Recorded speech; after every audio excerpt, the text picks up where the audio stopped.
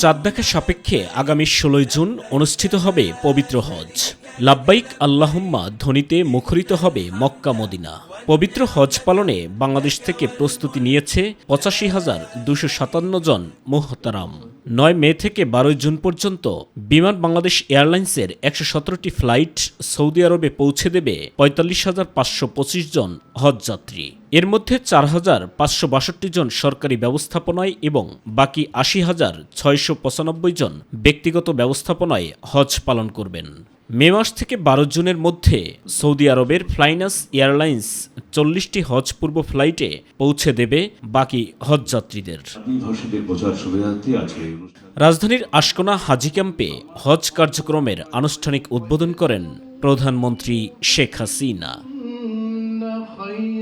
উদ্বোধনী অনুষ্ঠানে দেয়া বক্তব্যে প্যালেস্টাইন গণহত্যার প্রতিবাদ জানান প্রধানমন্ত্রী। দেশটির অধিকার বুঝিয়ে দিতে মুসলিম বিশ্বকে এক হওয়ার আহ্বান জানান বঙ্গবন্ধু কন্যা।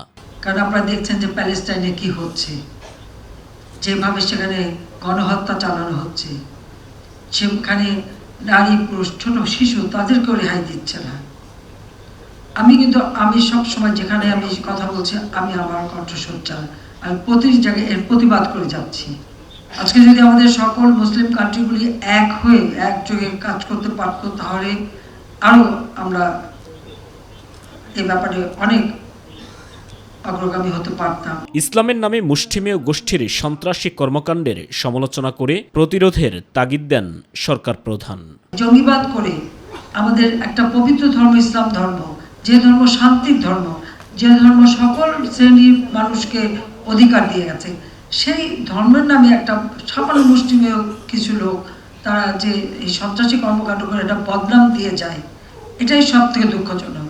আমি এটারও প্রতিবাদ করি সবসময়, কারণ আমরা শান্তিতে বিশ্বাস করতে চাই। বাংলাদেশ ও বিশ্ব শান্তির জন্য হাজিদের কাছে দোয়া চান প্রধানমন্ত্রী। আমি আপনাদের সবাইকে বলবো যে আপনারা যে যাবেন, আপনারা সবাই অবশ্যই আমাদের জন্য দোয়া করবেন, বাংলাদেশের জন্য দোয়া করবেন, বাংলাদেশের মানুষের জন্য দোয়া করবেন, সেই সাথে সারা বিশ্বের মুসলিম উম্মার জন্য দোয়া করবেন। সৌদি আরব থেকে ২০ জুন শুরু হবে বাংলাদেশি হাজিদের নিয়ে ফিরতি ফ্লাইট। সাইদুর রহমান আবির, মাই টিভি, ঢাকা।